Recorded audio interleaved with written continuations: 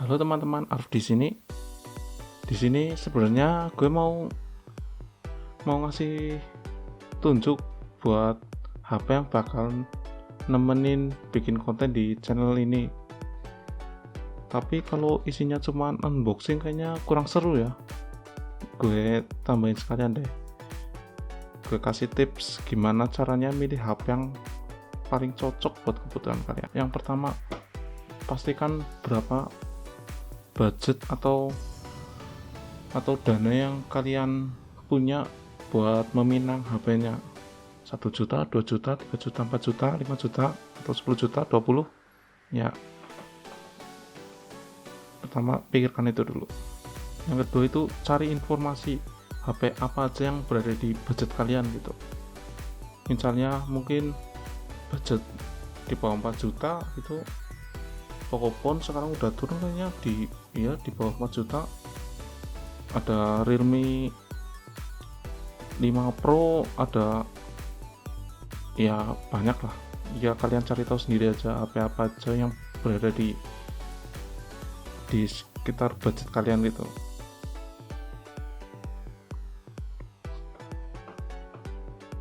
Oh iya, sekalian buat itu ngelakuin pencontohnya, gue bakal kasih tunjuk contohnya aja nih. Seperti pertama budget gue ya 1,5 lah, 1,5. Yang kedua, HP apa aja yang ada di kisaran 1,5? Ya ada Asus Zenfone Max Pro M1, ada Lenovo Z5 atau apa itu namanya, ya lupa lah. Ada Realme C2, ya di bawah 1,5 ya kan nggak salah. Ya pokoknya itulah. Yang kedua, kira-kira HP yang berada di dalam range itu menurut kamu layak apa enggak? Maksudnya layak itu cocok enggak buat kebutuhanmu gitu loh. Kalau dari yang punya aku tadi itu aku merasa masih kurang layak gitu, masih belum memenuhi buat kebutuhanku gitu lah. Jadinya kalau belum memenuhi, kamu harus nge-expand lagi budgetnya. Kalau gitu gue expand lah sampai ke 2 juta lah, sampai ke 2 juta. Habis itu cari sweet spotnya, kira-kira HP apa aja yang memberikan penawaran terbaik buat kalian. Yang keempat, yaitu pilih HP sesuai kebutuhan kalian. Kalau gue kan ya niatnya nanti ini buat ya bikin konten gaming gitu. Seenggaknya ya prosesor harus tangguh, ya kamera bisa diturunin dikit lah, seenggaknya cukup layak aja gambarnya. Ya gaming baterai ya penting kan ya, baterai ya. Yang kelima, tentukan HP apa aja yang memenuhi kriteriamu sesuai yang di nomor 4 itu. Dan dari yang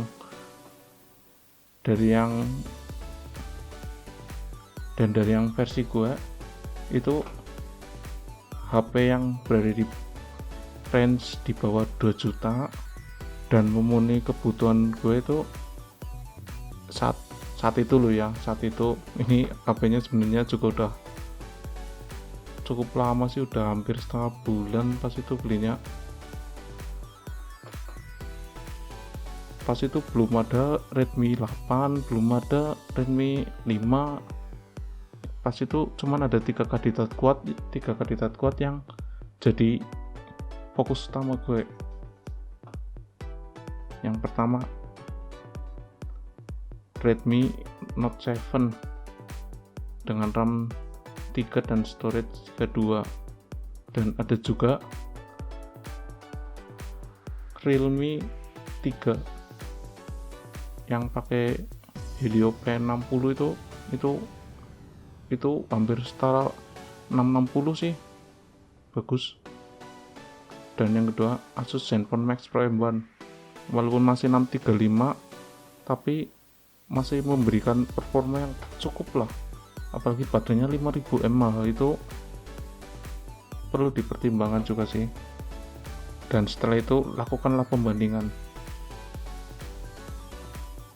Yang pertama, diantara ke 3 HP itu tuh prosesornya Redmi Note 7 itu pakai Snapdragon 660 dan Realme 3 itu pakai P60. Gue pikir itu sih ya sama-sama lah, masih itu beda pun masih sekelas, beda pun nggak terlalu jauh ya. Tapi 636 itu sedikit di bawahnya. Buat performa emang berarti Asus ZenFone Max Pro M1 itu masih di bawahnya kedua HP itu. Tapi Asus ZenFone Max Pro M1 punya kelebihan lain seperti baterai 5000 mAh dan layarnya juga sudah Full HD 1080 ya. Dan apalagi variannya jika mau bertanding dengan harga sama di sekitar 1,9 juta, Asus ZenFone Max Pro M1 itu bakalan menang dari RAM 1 GB lebih tinggi dan juga storage 64 GB. Storage 2 kali lipat, kayaknya nggak ada yang menyangkal kalau 64 GB lebih baik daripada 32 GB kan ya. Oke, lanjut RAM kayaknya ini yang banyak diributin orang sih, karena RAM gede itu nggak mempengaruhi gamenya ya. Kalau dilihat buat sekarang sih emang 3 GB itu udah cukup buat game. Tapi buat orang yang bilang itu RAM nggak pengaruh buat game, itu gue jamin dia orang yang belum pernah rasain nggak bisa buka aplikasi karena RAM-nya yang nggak memadai.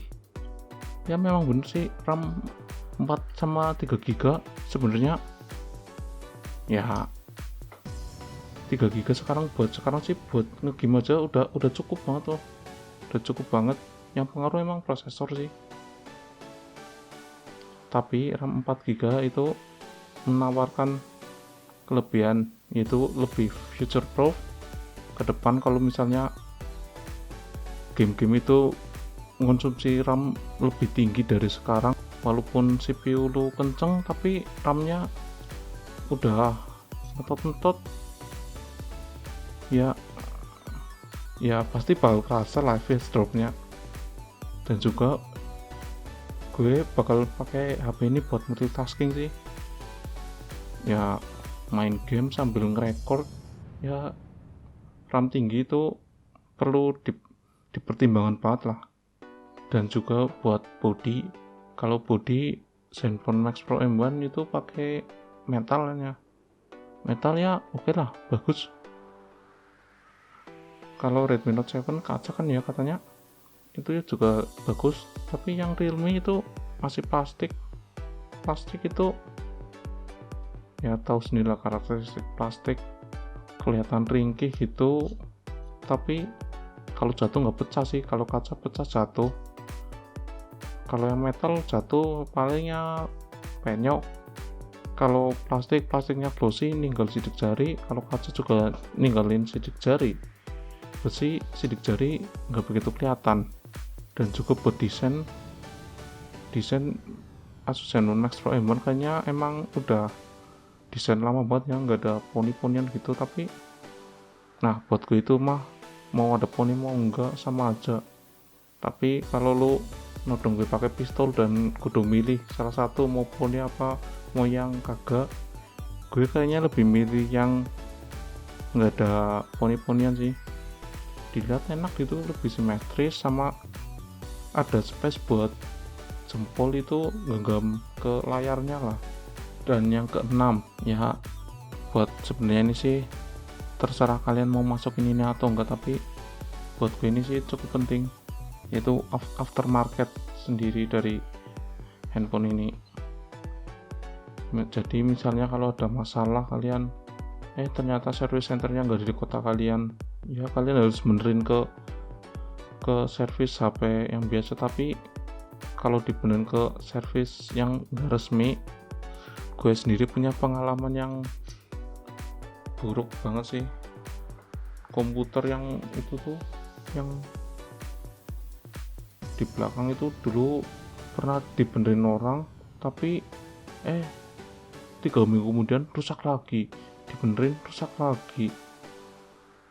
Kayaknya tukang servisnya itu kurang profesional atau gimana gitu. Tapi kalau di service center kan, kalau ada kerusakan harusnya loh ya ditanganinya lebih profesional loh. Jadi ke poin ke-6, aftermarket. Buat sekarang Realme sih bisa ngikut Oppo apa enggak sih? Bisa kan ya harusnya. Tapi yang kalau Xiaomi itu paling dekat kalau dari Purwokerto itu Tegal, harus ke Tegal itu. Kalau Asus nggak usah diomongin lagi lah, udah jeprah ya di mana-mana. Dan yang ke-7, belinya di toko yang terpercaya. Kalau gue sendiri beli HP itu kalau online rada takut pas pengiriman ada kenapa-napa itu dilempar-lemparin sama kurirnya atau gimana gitu ya, takut aja lah. Gue belinya jadinya ini di toko offline aja di kota gue, di Purwokerto. Tapi kalau yang buat mau beli online ya gue cuman bisa kasih tips, cari toko yang udah punya reputasi baik dan ada transaksi yang berhasil, dan jumlahnya itu harus banyak dulu transaksi yang berhasil. Kalau cuma 1-2 coba cari toko lain dulu aja sih saran gue. Dan juga lihat itu komentar pembeli yang sudah pernah membeli di situ, gimana komentarnya. Kalau bagus-bagus ya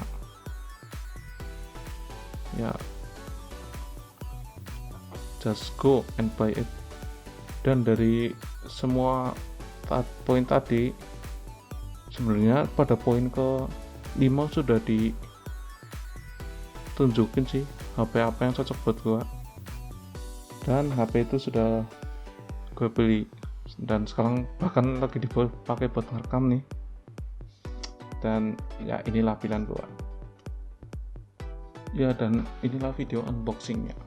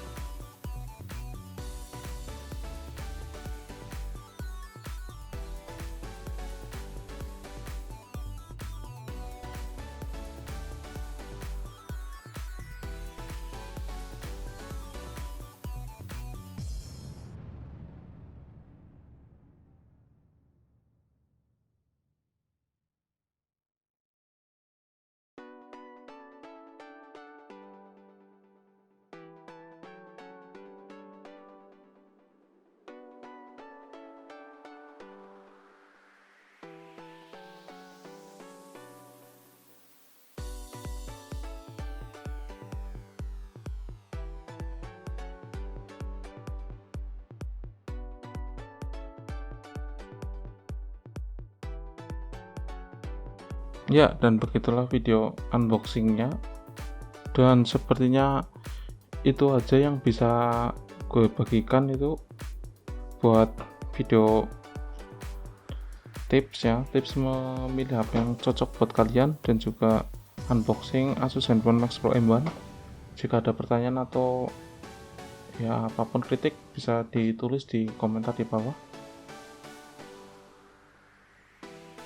Dan tolong subscribe juga ya, biar kedepannya lebih semangat bikin konten dan juga membantu perkembangan channel ini agar kedepannya bisa lebih berkembang gitu. Ya sebenarnya cukup itu saja. Aku Art, keep fun and make everyday better.